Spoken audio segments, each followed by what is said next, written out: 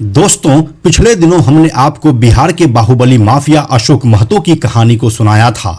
इस कहानी में हमने आपको अशोक महतो के बारे में वो सब कुछ बताया जो आपके लिए जानना जरूरी था। फिर इसी वीडियो के कमेंट सेक्शन में आप लोग एक सवाल बार बार पूछ रहे थे कि आखिर अशोक महतो ने लालू प्रसाद यादव के कहने पर चुनावी शादी क्यों किया और फिर क्यों उनकी पत्नी कुमारी अनीता को लालू प्रसाद यादव ने अपनी पार्टी से मुंगेर लोकसभा सीट का टिकट दिया। क्या यहाँ पर जातिवाद की राजनीति की गई या बात कुछ और थी? तो आइए इसी बात को हम थोड़ा विस्तार से बताने की कोशिश करते हैं कि बिहार के बाहुबली पॉलिटिक्स में जातिवाद कितना मायने रखता है और यहाँ पर भूमिहार वर्सेस कुर्मी की क्या कहानी है। तो चलिए इस कहानी को शुरू करते हैं। हेलो एंड नमस्कार, मेरा नाम है प्रशांत और आप देख रहे हैं बेजोड़जोरा.com का यूट्यूब चैनल। दोस्तों, यह साल 2024 के लोकसभा चुनाव से पहले की बात है। 90 के दशक में शेखपुरा और नवादा में आतंक मचाने वाले कुख्यात माफिया अशोक महतो की एंट्री अब एक्टिव पॉलिटिक्स में होने वाली थी, जिसके लिए अशोक महतो ने करीब 60 साल की उम्र में लखीसराय की रहने वाली 45 साल की कुमारी अनीता से बिना किसी लगन के शादी की। इसके बाद अशोक महतो की पत्नी अनीता देवी को लालू प्रसाद यादव ने बिहार के मुख्यमंत्री नीतीश कुमार के राइट हैंड कहे जाने वाले ललन सिंह के खिलाफ मुंगेर लोकसभा सीट से चुनावी मैदान में उतार दिया। ऐसे में यह जानना बेहद दिलचस्प हो जाता है कि नवादा और शेखपुरा में वर्चस्व की लड़ाई लड़ने वाले अशोक महतो को लालू प्रसाद यादव मुंगेर से चुनाव क्यों लड़वाना चाहते थे।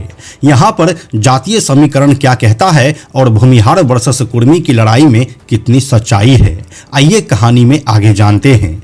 दोस्तों, यहाँ के कास्ट पॉलिटिक्स को जानने से पहले हम आपको थोड़ा सा अशोक महतो के बारे में बता देते हैं। अशोक महतो मूल रूप से नवादा के वारसलीगंज के बढ़ौना गांव के रहने वाले हैं। 90 के दशक में अशोक महतो ने नरसंहार, मर्डर, अपहरण और छिनतई जैसे सैकड़ों घटनाओं को अंजाम दिया था। शेखपुरा के कद्दावर कांग्रेस नेता और पूर्व सांसद राजू सिंह हत्याकांड, बीडीओ हत्याकांड, अफसर नरसंहार, मानिकपुर नरसंहार और नवादा जेल ब्रेक जैसे कई कांड में अशोक महतो पर मामला दर्ज है। भूमिहार के साथ पिछड़ी जातियों के नरसंहार, जिसे मानिकपुर नरसंहार भी कहा जाता है, और विधायक रणधीर सोनी पर हमले का आरोप भी अशोक महतो पर ही लगा है। साल 2006 में अशोक महतो की गिरफ्तारी झारखंड से हुई थी। उस समय से लेकर साल 2023 तक वह भागलपुर सेंट्रल जेल में बंद थे। लेकिन ऐसी बात नहीं है कि क्राइम की दुनिया में रहते हुए अशोक महतो एक्टिव पॉलिटिक्स से दूर रहे। वह अपने भतीजे प्रदीप महतो को 2 बार विधानसभा पहुंचा चुके हैं। साल 2005 और 2010 के बिहार विधानसभा चुनाव में प्रदीप महतो ने अशोक महतो के धुर विरोधी अखिलेश सिंह की पत्नी अरुणा देवी को हरा चुके हैं। इस जीत में अशोक महतो की भूमिका अहम रही थी। हालांकि बाद के चुनाव में अरुणा देवी ने जीत हासिल की। अब आते हैं साल 2024 के लोकसभा चुनाव पर।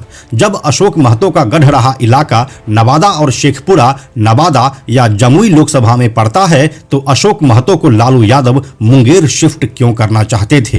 क्योंकि यहां से लालू प्रसाद यादव 2 मैसेज एक साथ देना चाहते थे। पहला यह कि वह ललन सिंह के खिलाफ पिछड़ी जाति के उम्मीदवार को मैदान में उतारकर मुंगेर की लड़ाई अगड़ा बनाम पिछड़ा बना देना चाहते थे। अशोक महतो के सहारे वे नवादा, शेखपुरा और मुंगेर 3 जिलों के पिछड़ा वोट को गोलबंद करना चाहते थे। और दूसरा, एनडीए से ललन सिंह को मुंगेर से टिकट मिलना लगभग तय हो चुका था। ऐसे में उन्हें हरा पाना मुश्किल होगा, ये लालू यादव अच्छे से जानते थे। ऐसे में अशोक महतो को वह आगे करके इनकी ताकत को भी आजमा लेना चाहते थे कि क्या अब भी उन्हें पिछड़ों का समर्थन है या अब अशोक महतो का खौफ समाप्त हो गया है। दोस्तों, मुंगेर लोकसभा क्षेत्र के जातीय समीकरण को देखें तो यहां सबसे ज्यादा 4 लाख वोटर्स भूमिहार है। इसके बाद दूसरे नंबर पर धानुक यानी कि कुर्मी और कुशवाहा हैं। मुंगेर में इनकी संख्या लगभग 2 लाख है। वहीं लगभग 1.5 लाख यादव और 90,000 मुस्लिम आबादी है। वहीं लगभग 1.5 लाख बनिया वोटर्स इस लोकसभा क्षेत्र में है। अशोक महतो खुद कुर्मी हैं। ऐसे में अगर वो पिछड़ा खासकर कुर्मी और कुशवाहा को अपने पाले में लाने में कामयाब हो जाते और मुस्लिम यादव का उन्हें समर्थन मिल जाता तो अशोक महतो और ललन सिंह के बीच कड़ी टक्कर देखने को मिल सकती थी। और ऐसा हुआ भी, क्योंकि करीब 11 लाख वोट में ललन सिंह की जीत का मार्जिन सिर्फ 80,000 का रहा था। दोस्तों, लालू प्रसाद यादव अशोक महतो के नाम पर मुंगेर से कुर्मी वोटर्स को नीतीश कुमार से अलग करना चाहते थे, लेकिन यह उनके लिए आसान नहीं रहा, क्योंकि अब ना तो 90 का दशक रहा है और ना ही अशोक महतो खुद इतने मजबूत रहे थे। साल 2003 के आखिरी महीनों में जेल से निकलने के बाद अशोक महतो ने पिछड़ों का नेता बनने की कोशिश जरूर की, लेकिन सियासत की राह अशोक महतो के लिए इतनी आसान नहीं रही।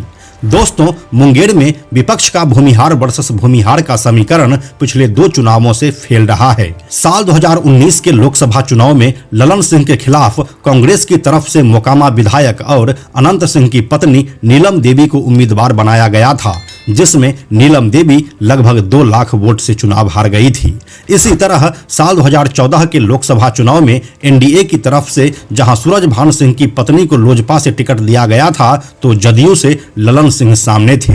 ये दोनों भूमिहार थे, जबकि राजद की तरफ से कुर्मी जाति के प्रगति मेहता को टिकट दिया गया था और फिर सूरजभान सिंह की पत्नी वीणा देवी लोजपा के टिकट पर यहां से जीतने में कामयाब रही थी। साल 2014 में बाहुबली सूरजभान सिंह की पत्नी वीणा देवी की जीत की बड़ी वजह नरेंद्र मोदी की लहर भी थी। ऐसे में इस बार लालू प्रसाद यादव भूमिहार का मुकाबला कुर्मी से करवा दिए, जो थोड़ा बहुत असरदार तो जरूर रहा और इसका आगामी नतीजा 2025 के बिहार विधानसभा चुनाव में भी देखने को मिल सकता है। तो कुल मिलाकर अगर देखा जाए तो अशोक महतो की पत्नी कुमारी अनीता को लालू प्रसाद यादव टिकट देकर सिर्फ जातीय समीकरण के सहारे चुनाव जीतना चाहते थे। बाकी आपको इसके बारे में क्या लगता है, हमें कमेंट में लिखकर जरूर बताइए। हम जल्दी मिलते हैं आपसे एक नए कहानी के साथ में हम आपको यह भी बताते चलें कि आप में से 97% ऐसे लोग हैं जो हमारे वीडियोस को देखते तो हैं, लेकिन हमारे चैनल को सब्सक्राइब नहीं करते हैं। ऐसे लोगों से हमारी हाथ जोड़कर विनती है कि अगर आपको हमारे वीडियोस पसंद आ रहे हैं तो आप बेजोड़ जोड़ा के इस चैनल को सब्सक्राइब जरूर कर लीजिए। साथ ही बेजोड़ जोड़ा नाम से हमारा एक एक्स अकाउंट है, यानी कि ट्विटर अकाउंट है, आप उसे भी फॉलो जरूर कीजिए। यह वीडियो अगर आपको पसंद आया तो इसे लाइक और शेयर जरूर करें। आने वाले वीडियोस के लिए बेजोड़ जोड़ा को सब्सक्राइब करके बेल आइकन को टच करना ना भूलें। Thank you so much.